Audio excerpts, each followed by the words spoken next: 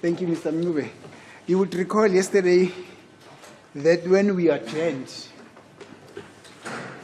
I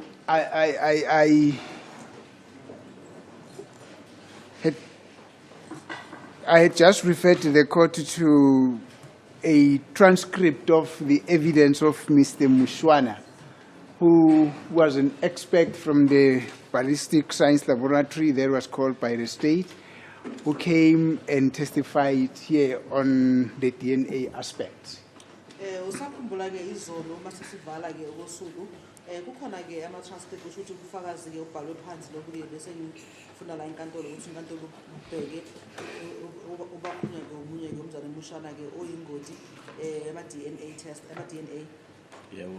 Yes. This is after you were still explaining. You will continue with the explanation. It was just an interjection. After this was when you were still explaining about the fact that Brigadier Lieutenant Colonel Mangena said he received the seal bag in which the firearm was put broken. When you received it, in other words, the seal of that bag was broken. It means the bag itself was open, it was not sealed. Yena inkulumo yakhe uColonel Mangena ngalengathi ke esho ukuthi ngalengathi ke thola ke lesikhoma lesike besifake ke isibhamu isikhoma lesike besivuliwe noma ke besingavalwanga. Yebo. Yes. Thank you.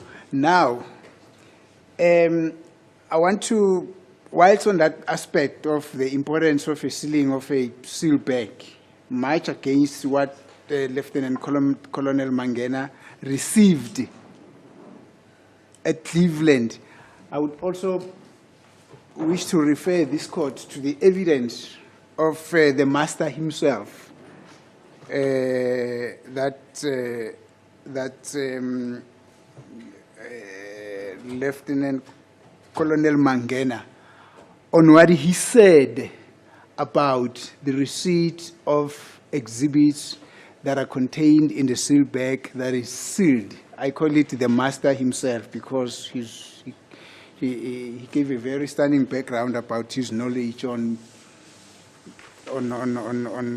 his operations at the Forensic Science Laboratory, the ballistic unit that of where they are dealing with firearms. Ngisabheke bona lokufakazi lokho obesikhwama lesike esafaka lesibhamu lesi okwasho koMangena ukuthi ke utholakala sinjani uMangena lo ngizombiza ukuthi ke oloko kwenza ngoba ke uyasinikeza ubufakazi ke wasitshela enkantolo ukuthi ke unolwazi olungakanani kuzo kwento lezi ke ngalofakazi lokho obalanda la eCleveland police station. Do you follow? Usalandela? Yeah, we are London. Yes. Thank you. Now, these are the proceedings of the 30th of August, 2024. 30/08/2024. Manje ngizokufundela ke okwenzeka noma ubufakazi obathulwa ke enkantolo usuku kumhla ka-30 August ngo-2024. It was a longish interaction between me and him.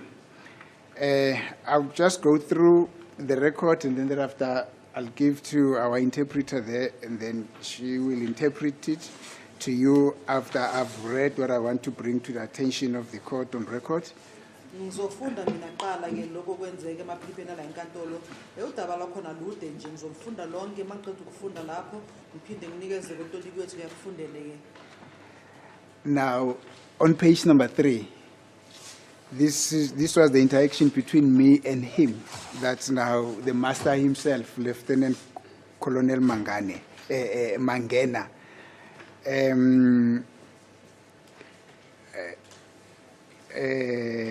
This is what happened. Mr. Mangena, good morning, advocate. He was greeting me.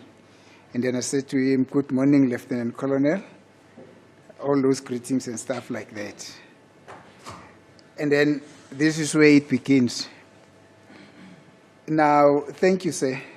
Now, in the course of your duties, you emphasize the aspect that when exhibits are brought to you, they should be put in seal bags, not so. Mr. Mangena says, that is correct, my lord. And then Mr. Mnisi, And these seal bags are designed, I may think, are designed with your, I mean, when they design these seal bags, they invite certain individuals from your office to come and be part of the design of these different seal bags in which different items that are picked up at scenes should be put in, not so. That is what I'm thinking. Lieutenant Colonel Mangena says, "My Lord, I do not know about the design of the exhibit bags." Mr. Mnisi, okay, thank you. No, but it is imperative that those bags should have seals, not so. In other words, a locking mechanism. Once you put in the exhibit inside the bag, then you lock it, not so. Mr. Mangena, that is correct, my Lord. You seal the bag. Mr. Mnisi, now,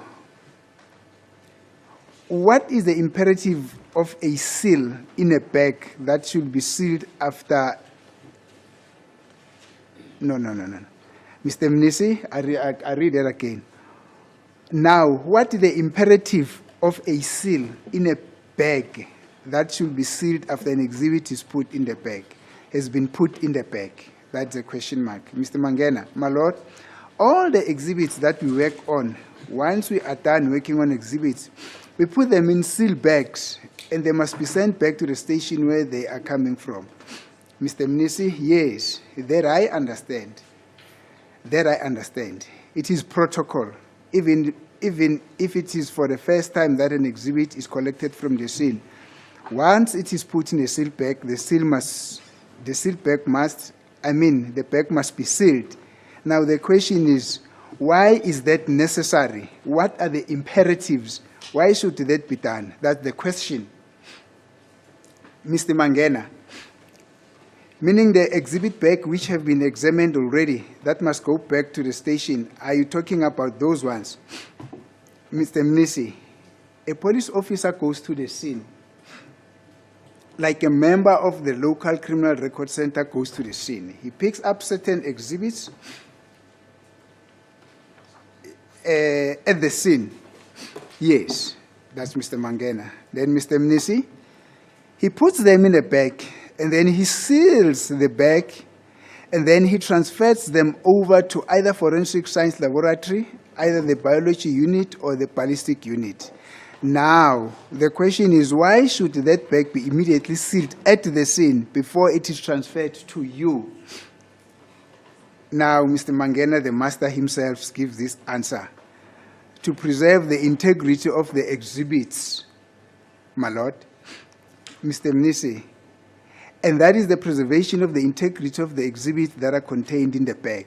Now, in an event that a sealed bag arrives at your or at a forensic science laboratory, let us talk about the ballistic section specifically, and you realize that no, the sealed bag has been tampered with. What is the next step? What happens? Mr. Mangena, my Lord, when the exhibits are brought to the lab with, it is either a broken seal or an open bag. Yes, we do not receive those exhibits. Mr. Mnisi, thank you.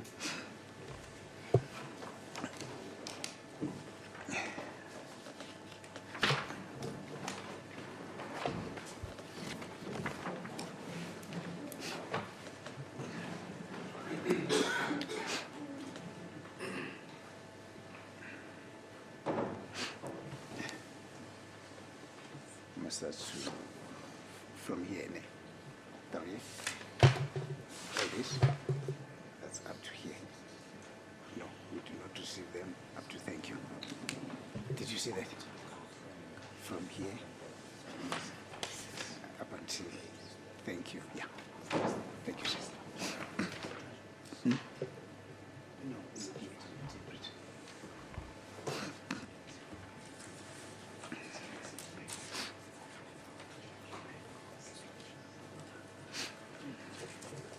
Sesobheka manje ke lokho kufunde umela ngithi ukufakaza obathola le nkantolo uyana ke umzana Mangena ngomhla ka-30 August ngo-2024.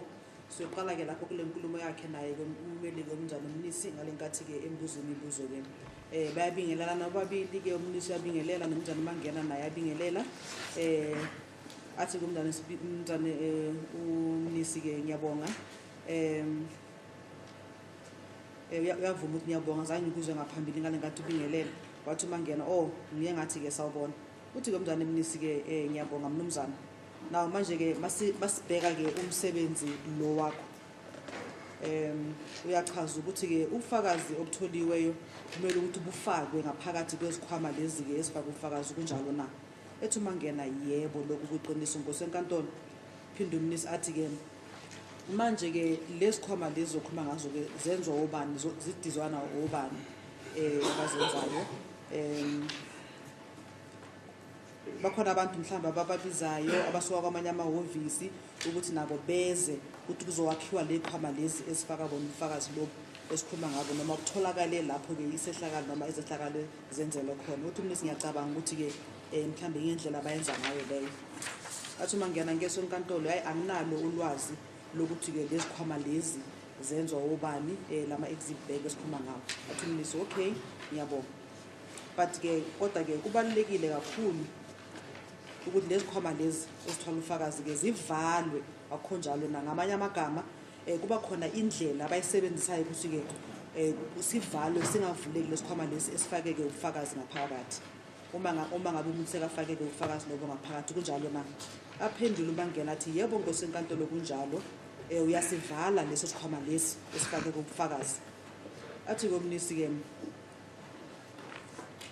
yini ke isizathu noma ukubaluleka ukuthi lesikhwama lesi sifaka ubufakazi sivalwe uma ke sekufakwe ubufakazi lobo ngaphakathi na aphendula ubangela athi ngosenkantolo bonke ubufakazi ke esisebenza ngabo uma sesiqedile ukusebenza ke ngalo bufakazi lobo siyaphinda futhi siphindele futhi esikhwameni leso ke ama seal bag siphinde futhi ke sivale lawo lesikhwama lezi sibuyisele futhi lo bufakazi lapho kuleya station lapho uphuma khona athi umnisi ke ngiyakuzwa lokho futhi ngiyaqondisisa lokho kusho ukuthi iyona indlela ensebenza ngayo leyo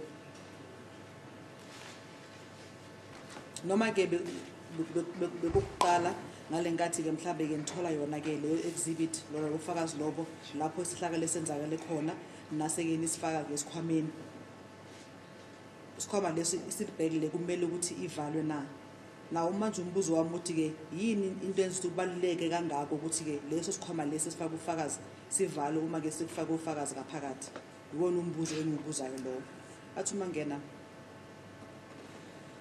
uma ngabe usho ukuthi ke uma ngabe ke isikhwama lesi ke sesihloliwe kufanele sibuyele futhi lapha station esiphuma kusona ukhuluma ngalokho na athi umnisi njengephoyisa elihambayo mhlambe liye lapha isehlakalo sezakele khona noma ke abanye belungu lapha eLCRC baya lapha isehlakalo senzakele khona afike lapha yana sibasenze khona afike athole ubufakazi obukhona lapho na athi uma ngena yebo uthi ke umnisi ke uyathatha lo bufakazi lobo na afake phakathi kwesikhwama lesi seal bag then ase ayithatha ayisa le kuleya forensic laboratory yakhona noma ke laba abasebenza ke ngokubheka ama ballistic unit yakhona la manje umbuzo uthi yini uthi isikhwama yini isizathu ukuthi isikhwama lesi kufanele sifike ngaso lesikhathi leso futhi sifike futhi sivaliwe uma siza kunini athi umntwana mangena lokho ukuthi kwenzela ukuthi ufakazi ungashintshwa ufakazi bungayenzwa futhi ngenye indlela ongasi ngendlela okutholakala ngayo uma kutholakala eqaleni athi komnisi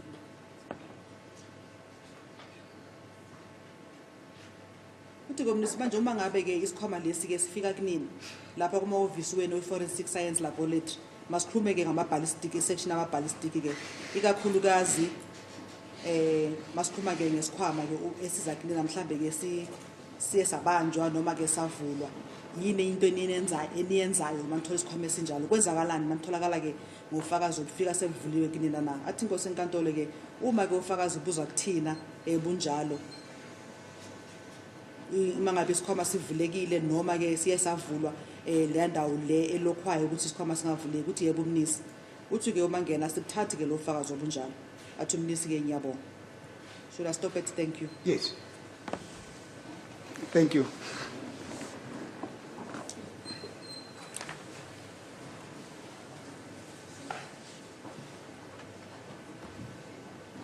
Thank you. Mr. Mube, Yeah. as I've said, this was just the testimony of Mr. Mangena, who did the analysis in this firearm, which is alleged here at court that was used in the killing of the deceased. Uyezwa ke mnumzane, lokhu ke ufakazi bakhe ke uColonel Mangena okuyena umuntu ke owahlaziya ke sona lesibhamu lesi sikhuluma ngaso lesi sabulala ke yena umuva. Yeah.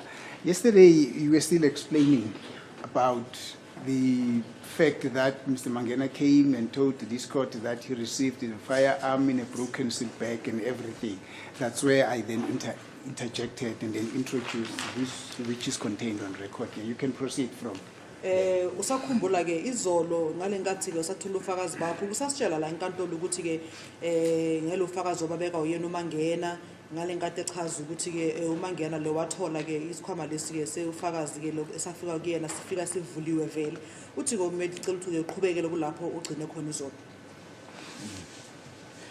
Nje uMangena ke naye ekushilo lokho ukuthi isibhamu abasithathi mawuthi sivulekile.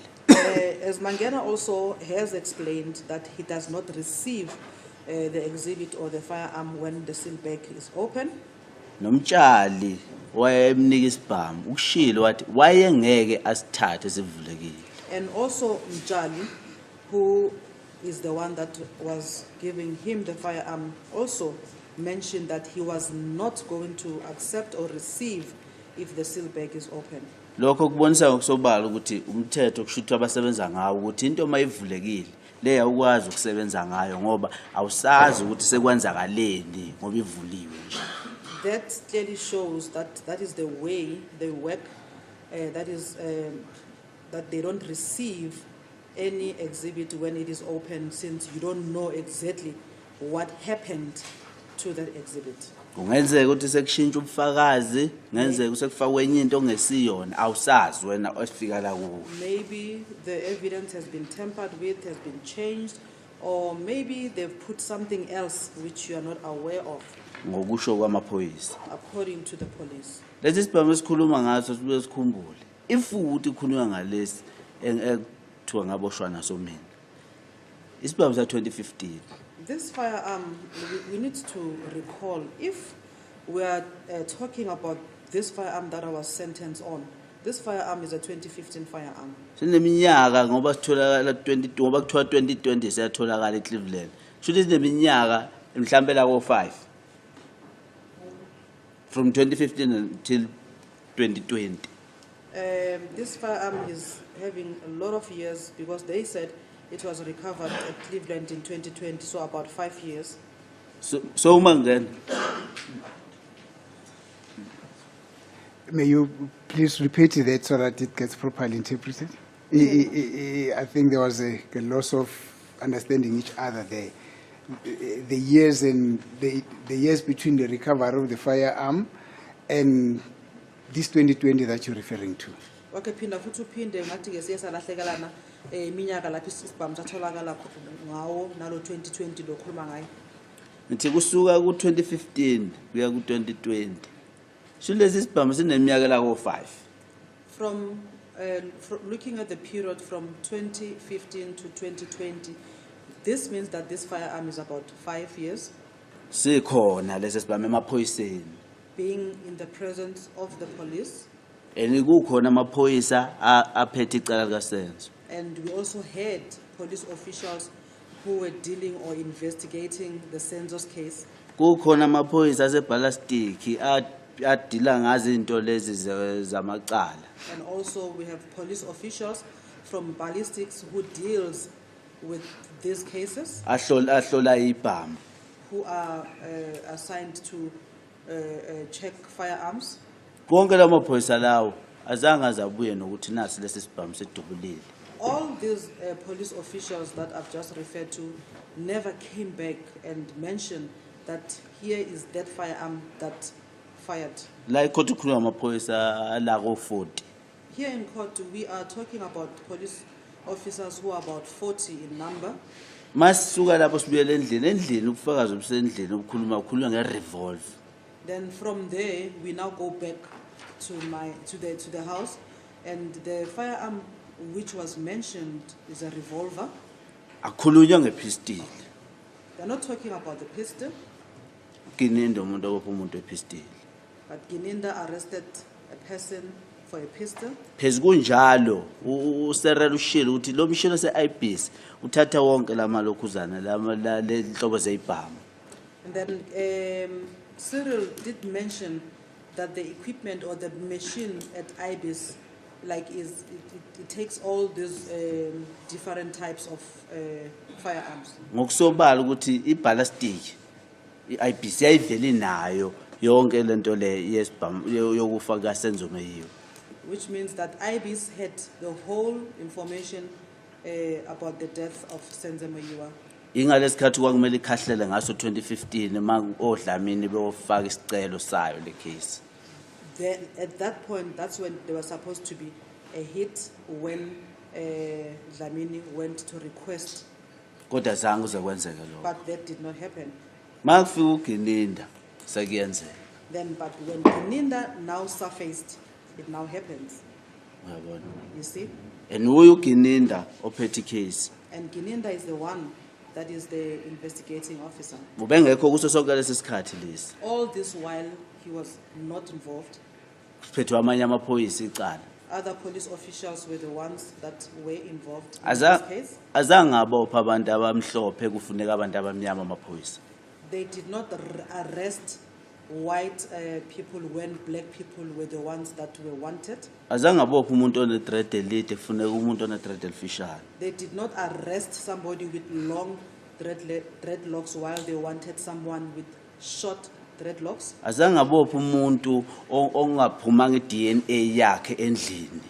They did not also arrest somebody whose DNA did not match from the house, Ngoba endlini iDNA yatholakala yomunye umuntu. because the DNA that was found in the house belonged to somebody else, Ongesiyona eyami. which is not mine. Ifoni yami mina ithi ngiseJohannesburg makufusenzo. My phone indicated that I was in Johannesburg when Senzo died. So yonke lento le umnikazi wayo uGininda nethemba lakhe. So everything here, Gininda and his team are the ones responsible. Ngoba kuba kuthiwa akusibona kumele amaphoyisa lawa 40 la ko 40 kumele ngabe abuya nayo lento le. Because if it is not so, these other police officials, about 40 of them, would have brought the same information. Ngokundlela okwenzeka ngakhona kushuthi amaphoyisa asebenza 2015 eBallistic umsebenzi wawo kushuthi awawazi. Because the way things happen, it gives a picture that the police officers who were working at the ballistic at that time, they don't know their job. Lamaphoyisa onke lawa close to 40 ayiphethe icase yaSenzo Meyiwe kushuthi umsebenzi wawo awawazi. Which means all these police officials, we're talking about 40 of them who were in charge of the Senzo Meyiwa case, which means they don't know their job.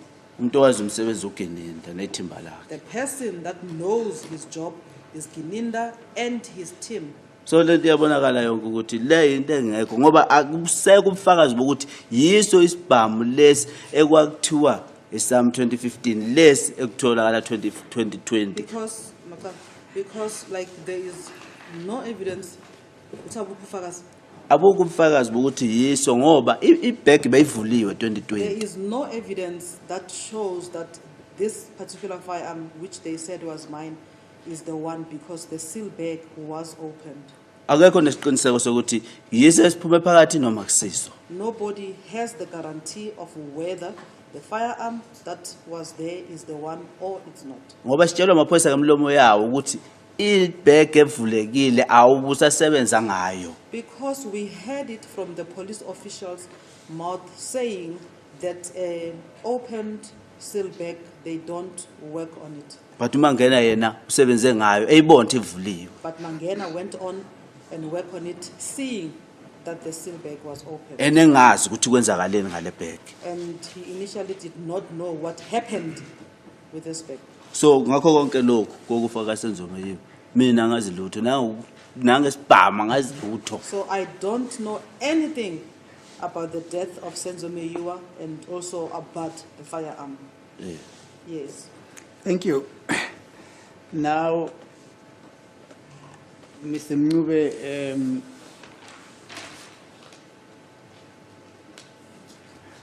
you have been seated throughout these proceedings. You also listened to the testimony of Mr. Mangena, in as much as I did as well. Mnumzane Mncube ke uloku ubukhona la enkantolo ngale nkathi ke ufakazi ke buthula la ecourt nalo ufakazi labakhe ke umnumzane Mangena ngale nkathi ethula ufakazi futhi ubukhona khona la. Yebo. Yes. Thank you. Now, Lieutenant Mangena, Colonel Mangena says, when the seal bag that contains, when the seal of a bag that contains an exhibit is broken, they do not receive that exhibit.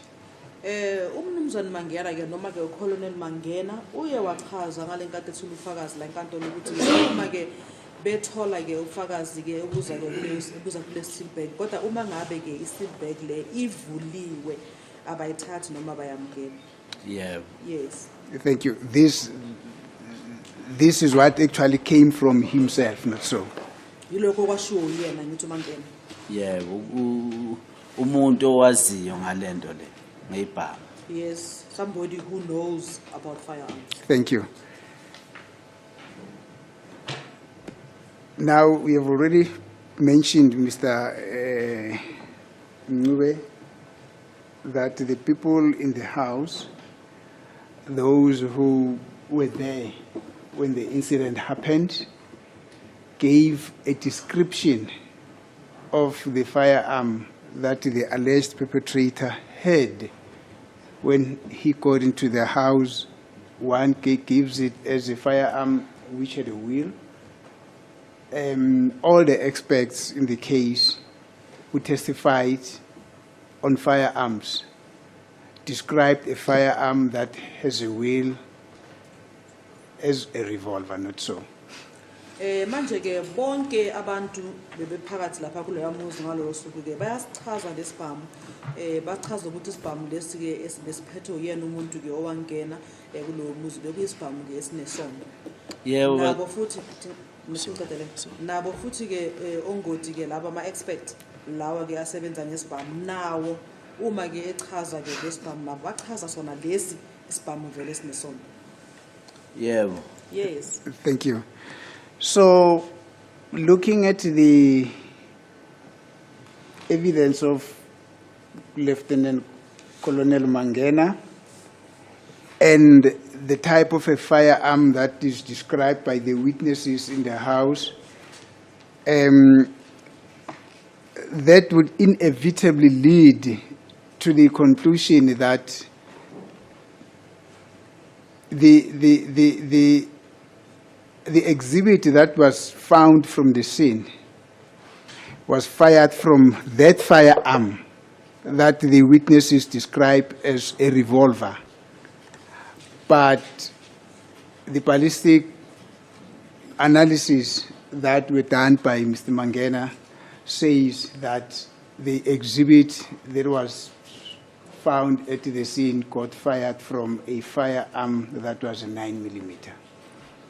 Manje ke umuntu ngagcina sekathi ke kuloko konke osokhulunyiwe ukuthi ke i-exhibit noma ufakazi lobo obatholakala lapha isehlakalo esenzeka khona njengabo ufakazi basho ukuthi ke mabasichaza isibhamu bathi i-revolver. Kodwa ke ama ballistic ke kuya ngoMangena ke yena uthi ke uMangena ke ama exhibit ke atholakala lapha ke ayisibhamu ke se 9mm. Is that correct? Let me repeat it. I'm saying when one looks at what the witnesses who were in the house the identifying witnesses who were in the house are saying that the suspect who got into the house had a firearm that had a wheel. And the experts who came to testify here describes a firearm which has got a wheel as a revolver. Yes. Ofakazi laba bebekhona lapha endlini bathi ke umuntu ke owangena endlini ubephethe ke isibhamu esinesondo. That part is correct. Yes. Kodwa ke o suspect ongoti ama expect bona ke bachaza lesibhamu leso ke as i9mm. No. The experts who have got knowledge on firearm say a firearm which has got a wheel is a revolver. Okay. Ama ongoti ke abaziyo futhi ke isibhamu bathi bona ke ama expect ke isibhamu ke esinesondo siyi9mm. Thank you. Now, Mangena comes to the court with results that says, before that, then it means, then according to the witnesses in the house, that cartridge that was found in the house is a cartridge that was fired from a revolver, as they saw it. Ngokuya ke ngofakazi abakhona endlini inhlamvu le eyatholakala njengofakazi lapha endlini ke yaphuma ke esibhamini lesi yabakhuluma ngaso. As the court please, my lord. Yeah, sir, is it? My lord, we submit that there was no cartridge that was recovered. Pardon? There was no cartridge that was recovered from the scene, my lord. What I can Who says recall, there was a cartridge that was recovered? none of the witnesses, Advocate Mnisi is the one that is saying there is a cartridge. So Mr. Mnisi is the one who says a cartridge was recovered. That is correct. Okay, fine. We can proceed. As it is the court, my lord, maybe the state can assist. What was recovered in the house? No, they say you say a cartridge was recovered. Yes. That's it. So, Then what does the state say what was recovered in the house? If they can just assist them. A projectile, my lord, a Okay. bullet point. they say it's a projectile.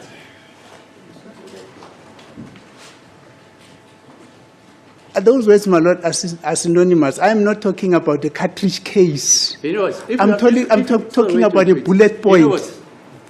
The problem is Mangena's evidence is not being properly interpreted. Mangena's evidence is a revolver doesn't emit. It doesn't emit a bullet.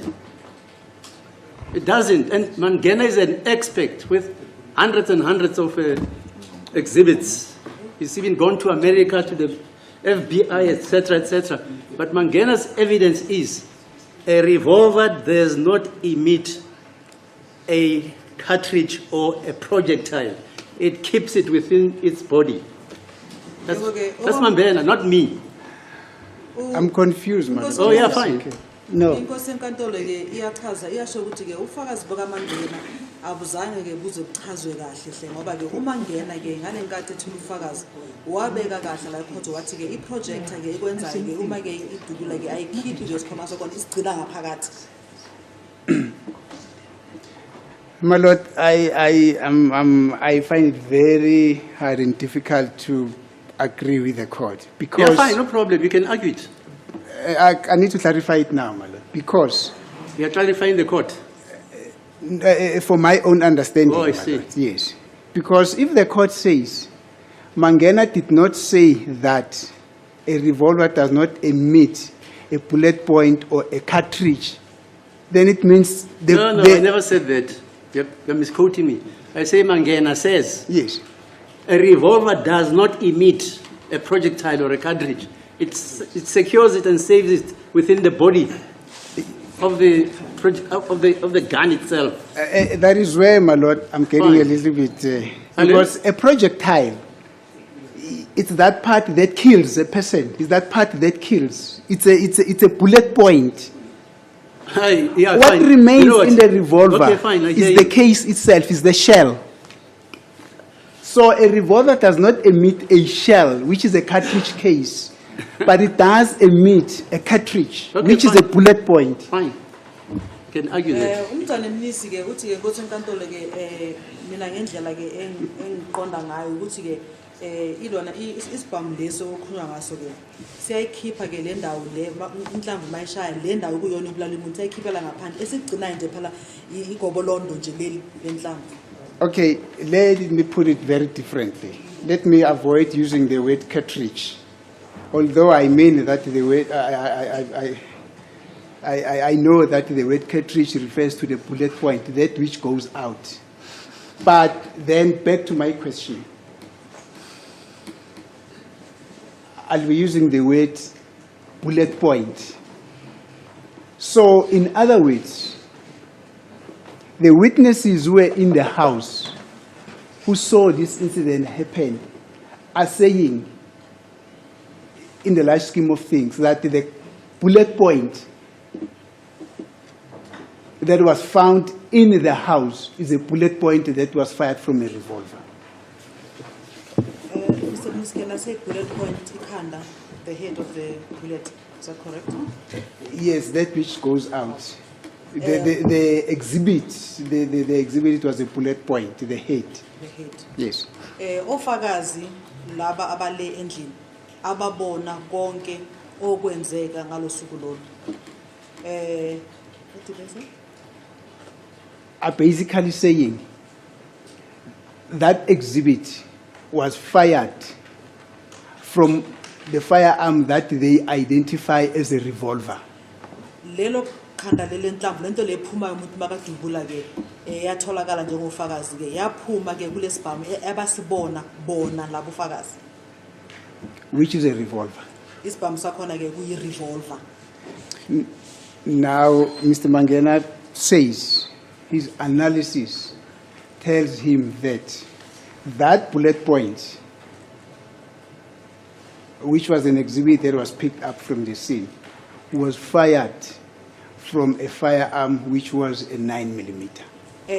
Umzane Mangena ke owaziwe ke ngesibhamu ke leya exhibit le eyatholakala lapha isehlakalo esenzeka khona uthi ke uMangena ke le exhibit leke iye yaphuma ke esibhamini esibizwa ukuthi 9mm. Do you follow? Uyalandela? Yebo ngiyalandela. Yes. Do you have any comment? Khona mhlawumbe ufuna ukusho kulokho? Lento le uma ngena uthi isibhamu 9mm yadubula.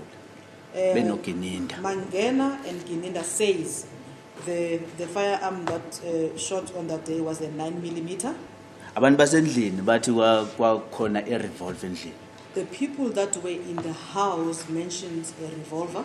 Abanye bathi isibhamu esinesondo. Some described it as a firearm that has a wheel. Abanye bathi 38 special. Some says it's 38 special. Uma ngena utshelele court ukuthi i-revolver ayikhiphi igobolondo.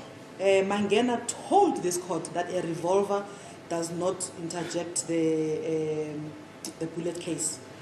Endlini akutholakala gobolondo. Inside the house, no bullet case was found or recovered. Abantu basendlini bathi isondo edubulile. The people that were in the house said it's a wheeled firearm that shot. Sikhuluma abantu lapha bebekhona kwenzeka yonke into abayibonile. My lord, we're talking there about people who were inside the house, who saw what happened. Isondo amaphoyisa athi alikhiphi i-cartridge or igobolondo. The wheel, the police official said it does not brings out the Emit. bullet, emits, thank Yeah. you, emit the bullet case, Yes, which is the jacket. Yes. which is there, A bullet case is the jacket. the jacket. Yes. Okay, thank you. So lokukhuluma kwabantu basendlini ngesibhamu esinesondo nento eyenzakalile amaphoyisa amayefika iyafana ngoba ihambisana exactly ukuthi isibhamu asikhiphi igobolondo isondo nangampela akunagobolondo endlini. What was said by the people that were in the house and also the police is the same because the firearm they are talking about does not emit the jacket. kodwa ekugcineni uzothiwa ipistol. but lastly they say it's a pistol. They And say it's a pistol. Nalelo pistol okutholakale ebhegini evulekile. That pistol also, they mentioned that it was found inside an open bag. If lento ingenabo nje ubugebengu iclean nje lento le njengamaphoyisa lawa awu40 abehlola abebhekene nale case. Akwenze lokho ngoba bona ukuthi kahle kahle lento ayihlangani. This thing it just looks suspicious, and also the 40 police officials, Bakwenze lokho bebona ukuthi lento ayihlangani. they did all that because they could see that these things does not tally. Ubufakazi wabantu basendlini buyinto ezwakalayo mabeyikhuluma ukuthi irevolver endangampela kutholakala cartridge. The people that were in the house explained clearly, and the evidence was understandable that it was a revolver and indeed a cartridge was found.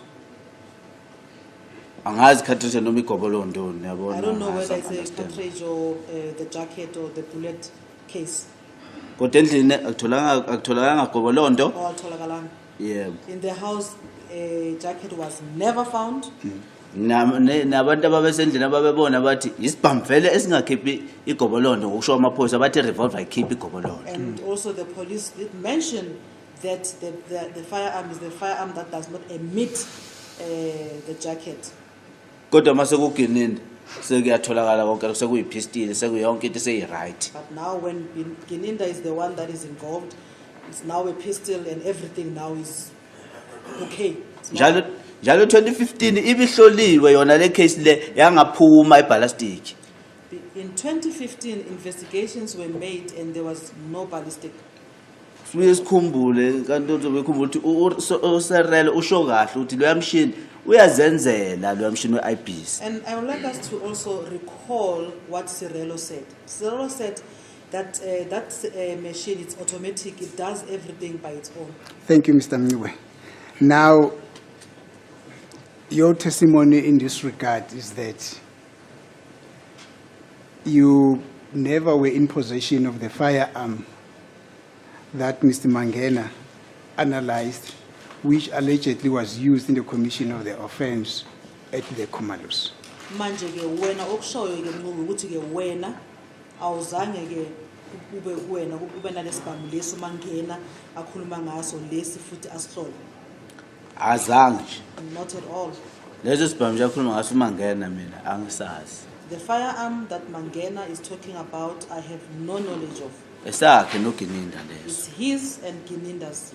Ngoba lesi mina kwakuthiwa isam 2015 sahlolwa. Because the firearm that they said was mine in 2014 was analyzed.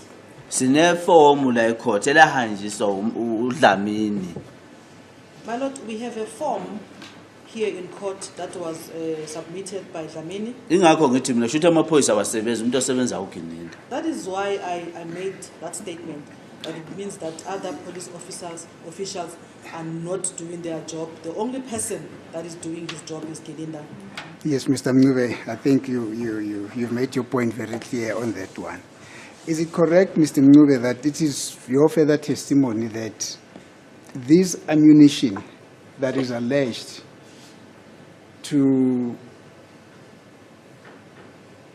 that was found in the Kumalus, which is an ammunition that was fired in the alleged firearm, you never were in possession of such ammunition? Manje ke ufakazi bakho ukuthi le nhlamvu lezi ezatholakala kaKhumalo lezo kuthiwa zaphuma kulesibhamu lesi ke awazi lutho ngazo, awazi futhi ngalesibhamu leso. Angazi lutho ngaleso sibhamu, angazi lutho nangalezo ndlava ezatholakala lapho. I don't know anything about the firearm. I don't know anything about the ammunitions that were found. Nobufakazi bonke futhi buyakhombisa ukuthi mina angikho lapho. And even the evidence clearly shows that I am not involved. Elethwe yiwo amaphoyisa. The evidence that was brought by these police officials. Evidence that was brought by who? The police officials. Or by the police officials. Okay, no, thank you. Now, Mr. Mniwe, let's go back to Mr. Mangena, to Mr. Brigadier Gininda. Masibuyele futhi ke emuva ke sobheka ke Brigadier Gininda. When Brigadier Gininda came to visit you on the 30th of June 2020, was it for the first time that he came to see you? Manje ke ngalenkathi ke uBrigadier Gininda eza ezokuvakashela ke usuku ke kuyi-30 zika June ngo-2020 ubeqala ukufika ke ngalolu suku. ejele beqala ukufika kodwa yena mina naye besingaqalana. At the prison, it was the first time that he came to see me. However, the both of us were not meeting for the first time there when he came to the prison. So would I be correct to understand you to mean that you were not seeing him for the first time on the 30th of June 2020? Ngikuzwa kahle mawuthi ke ubungaqala ukuhlangana naye umbona ke nombona ngale nkathi nge-30 zika June 2020. Yebo bengaqala ukumbona. Yes, I was not seeing him for the first time when I saw him on the 30th of June. Kodwa ejele wayeqala ukufika. But when I was in prison, it was his first time coming to see Nge-30 me June 2020. on the 30th of June 2020.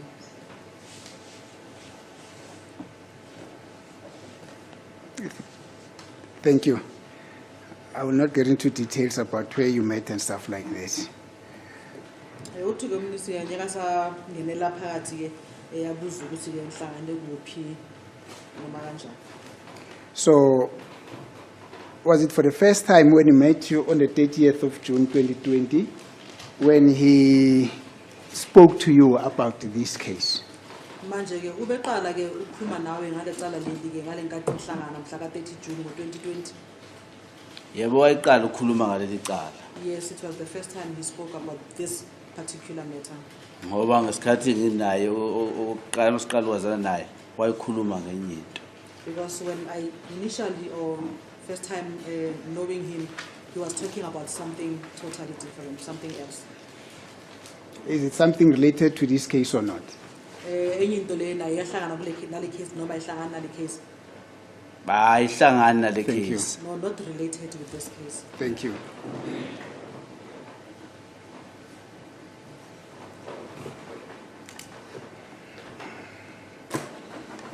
Now,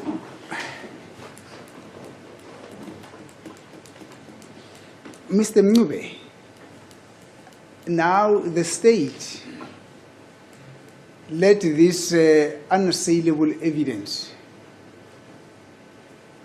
which is proof beyond doubt, that the person who got into the Kumalos, who wielded the firearm, and who was wearing a hat, it's not you. The person who went into the Kumalo, who had the firearm, is not him. He who had a firearm and who was wearing the hat, He had it. it's not you. That is said by the DNA results. Mnumzane Ncube ke umbuso ke ulethile ke ufakazi la enkantolo ke obukhombisayo ke ngaphandle kokungabazi ukuthi ke umuntu ke owangena kwaKhumalo futhi ke egqoke ikepisi akusuwena ke lo ufakazi ke phuma ke kulombiko lo we-DNA lo waletha la court. Do you follow? Usalandela lokho? Yebo ngiyalandela. Yes. Now, Brigadier Gininda's evidence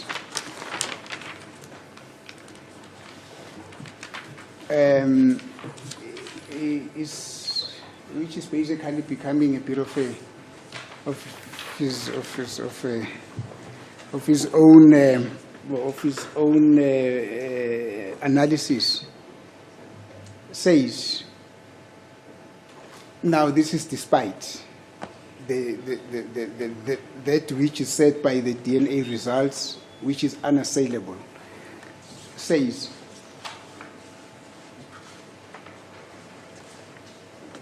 you, amongst others, were approached by number 5 to go and be part of the killing of the deceased in this case. Brigadier Gininda ke naye ke ngofakazi bakhe uyakhuluma ke ngaphandle ke mhlawumbe ukukhuluma ngolofakazi be-DNA uthi ke uGininda ke wena nabanye kweza ke umsola wesihlanu kunina ukuthi nani ke nibe khona kule sehlakalo sokubulala ke yena umufi. Now, that DNA evidence, as I'm saying, is not me, is what the state presented. Says you are excluded from being the person who was wearing the firearm, in the head. In other words, it wasn't you. So it means there's another person other than you who was approached by number 5 to go or to be part of the killing of Senzo Meyiwa. That is the person who was wearing the hat. Manje ke ngokuya ke ngofakazi ke bombuso akusimini osho lokhu ufakazi ke obulethe ke umbuso la enkantolo ubuletha ke ngama DNA ke lo fakazi lo ukhombisa ukuthi ke khona ke futhi omunye futhi umuntu naye ke owamenywa ke uyena umsolo osihlanu ukuthi abe yingxenye ukubulaleni lokhu kwamufi.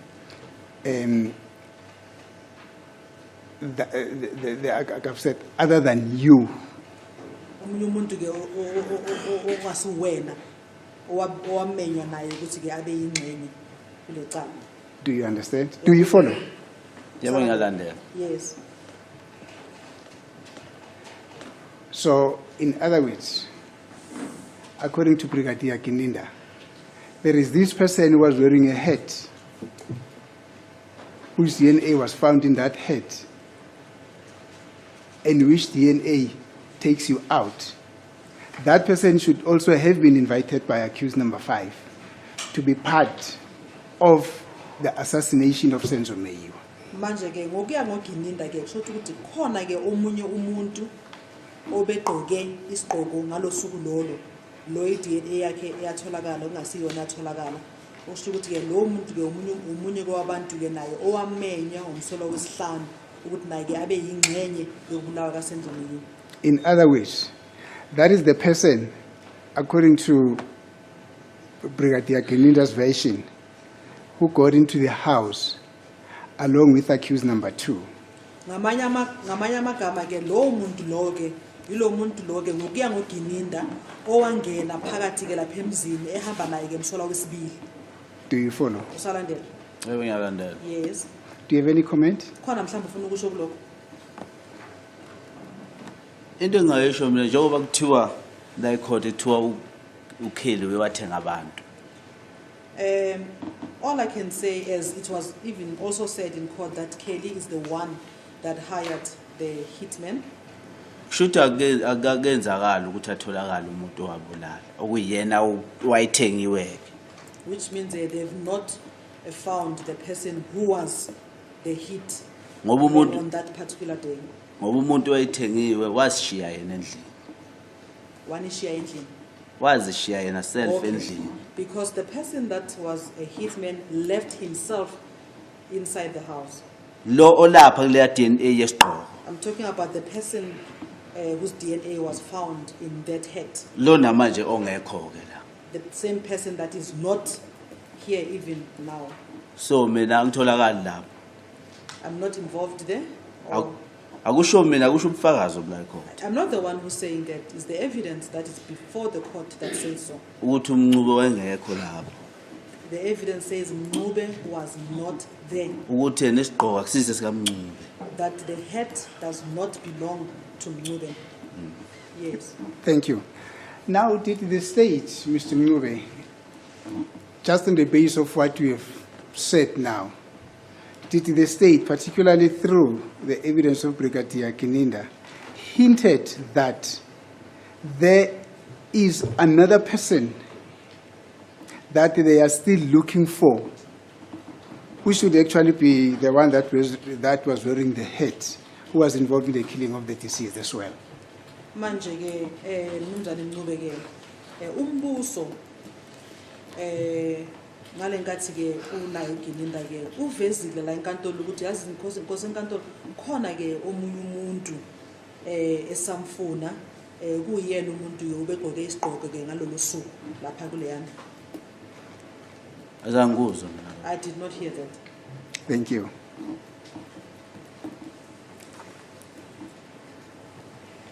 And kuyo yonke lento le kusenkantolo kunento besiyikhumbule uthi la ecourt kuye kwafika iphoyisa abathi makhulu.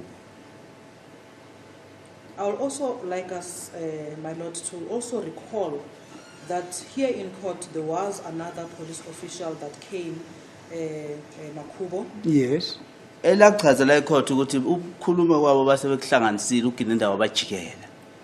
Who came before the court and gave an explanation that they already formed their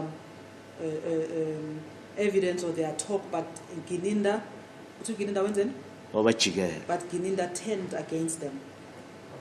Wasehamba nethimba lakhe lelomkhulu.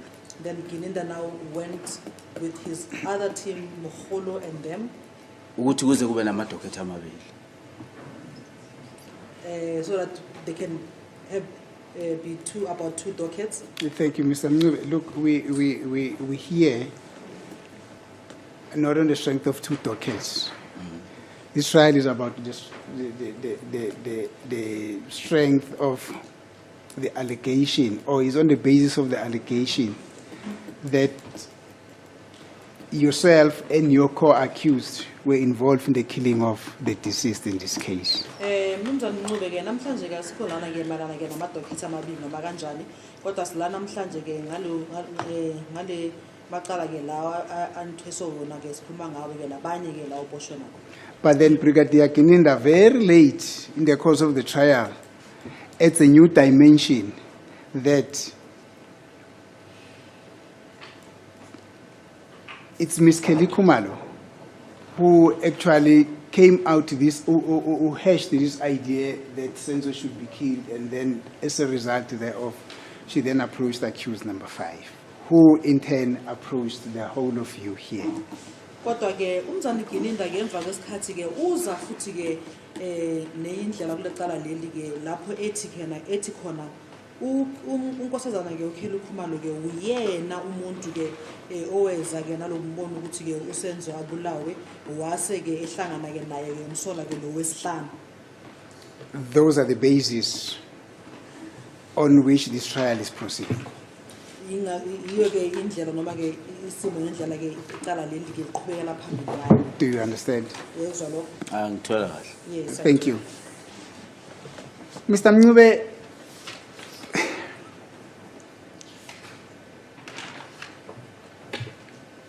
I think we have covered a few things. Let me just check if there is anything that I need to take up with you that I would not have covered. Just a second, brother.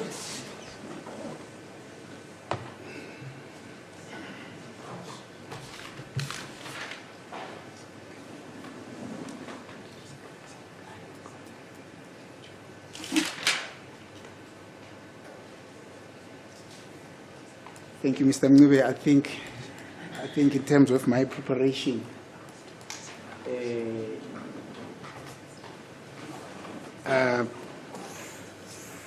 touch base on a number of aspects. But before from my side, before I repeat, is there anything that you would wish to add to your entire testimony? Mnumzane Ncube ngiyacabanga mina ukuthi ke sengibheke konke malana ufakazi okhona la enkantolo ngiye ngabuza konke okukhona kodwa ngaphambi ukuthi mhlambe ke ngihlale phansi ke mhlambe ngicede ke inkulumo yami ngifuna ukwazi kuwena ukuthi wena mhlambe ukhona lapho ke mhlambe ufuna ukuthi ke siphinde sibuyele khona ufuna ukukusho ufuna ukulungisa kanjalo. Which is material to the allegations that have been leveled against you by the state. In other words, which is relevant to the allegations against you by the state.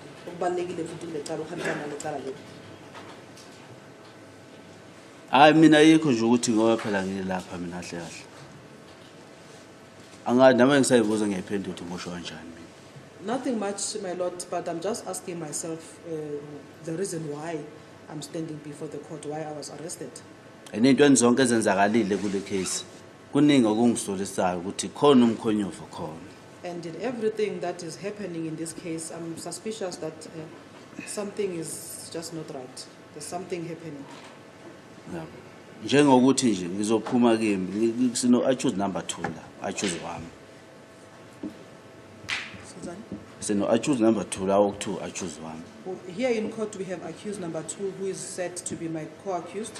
Engingamazi. Firstly, I don't even know him. Ok 2 boshwe nge-16 June 2020. They said he was arrested on the 16th of June 2020, 2 boshwe licala kwaNongoma leMeda. that he was arrested for a murder case, a Nongoma murder case. Amaphoyisa afika la ecourt afika yasho ukuthi akuselicala leMeda.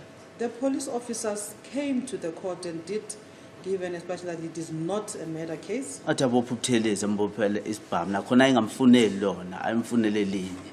And then they even said that they arrested Telezi for a firearm, even though they were not, they were not looking for him for that particular. They are looking for him for another case. Amthole phethe isibhamu asenza i-163/10/2018. They found him with a firearm and then opened the case with the case number 163/10/2018. Ngobe khona nje uboshwe uGininda. As he is here, Geninda is the one that arrested him. Lokhu kuboshwa kwakhe mawusukulandela ngamaphoyisa abela ecourt nomnikazi wecala obela ecourt kungamanga. He's arrested if his arrest, him being arrested, and if you follow the evidence of the police who were in court, it's all lies. Ngoba lo muntu lo ngobe eboshwe ikesa kwaNongoma. La ecourt mase kufika uKhumalo azange sakhulunywa ngekhezo ukuthi wena ubufuna untanzi uKhumalo ushithi angazange kwantanzi lowo. Initially, he was arrested for the Nomngoma case. Then when he comes before the court, Khumalo mentioned that they were looking for Ntanzi, and then he says he does not even know Ntanzi. Azange mfuna untanzi umuntu And there untanzi. was no point that he was looking for Ntanzi. Utshelele ecourt ukuthi yena uGininda ubazi ukuthi case yesibhamu le ekaButhelezi. And he told this court that Geninda knew that this case involves a firearm and Telezi. Kodwa case. uGininda uze wazokhohlisa le court wathi case yesibhamu.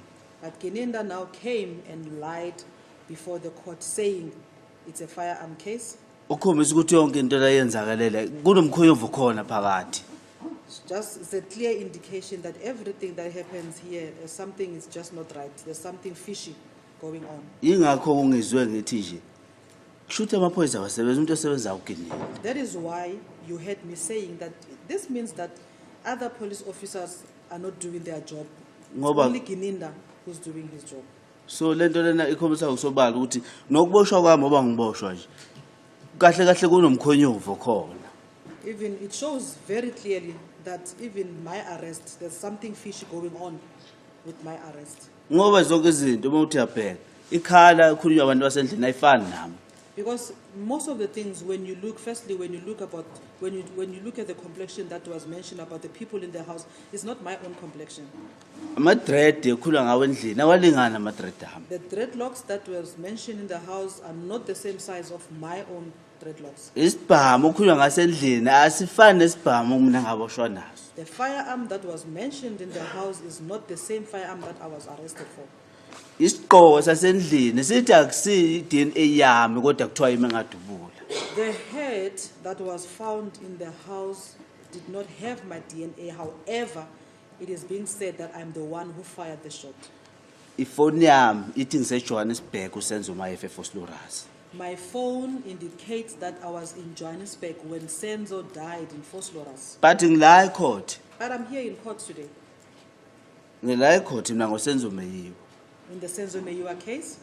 Kodwa zonke izinto ezikhona asihlangani nami. But everything that is here in court actually does not tally or does not involve me. Even abantu basendlini bakhuluma ngomuntu onezinyo legolide anginazinyo legolide. Even the people that were in the house, they talk about somebody who had a gold tooth. I don't have a gold tooth. Ngize ngazanywa nokuplantwa ukuthatha isithombe sami lothiwa isithombe sa 2014. I was even tried to be planted, if I can use that word also, that the picture is mine, which was not my own picture. Ngoba yikho into ehlanganayo ethi uncube nangu la. Because they don't have anything tangible to say it is me, that Mncube is involved. So inkinga yami kodwa ngelapha mina njengamanje. That is my problem, but here I am now. Here in Naba court, nabantu babengabazi abanye babusibiya noNtanzi angibazi. with people that are known to me, referring to Sibia and Tanzi, Kodwa bango accuse bami namhlanje. but today they are my co-accused. Ngibaza ngenkani ngoGininda I had to know him by force through Gininda, ukuthi bezoba accuse bami thiwa ngibulale nabo senzo. so that they will be my co-accused, and it is said or alleged that we were involved in killing Senzo. Ngisho idanimeni zosiniphiwe zekhandwe endleleni imoto ihamba. Even Simpiwe's statement was taken on the road when the car was in motion, Kodwa namhlanje ngila ecourt. but today I'm here in court. Ngiboshelwe icala kaSenzomeyi. I'm being arrested for the Senzo Meyua's case. Angazi lutho ngofa Senzomeyi. I don't know anything about the death of Senzo Meyua. Futhi angeke ngazi ngofa Senzomeyi. Futhi, I will not even know about the death of Senzo Meyua. Shaba wakho abawameyiwa kumele bakwazi laba bakhona ukuthi angazi lutho ngofa wengane yabo mina. Even the Meyua's family, wherever they are, I want them to know that I don't know anything about the death of Senzo Meyua. Lokho. That's all. Thank you.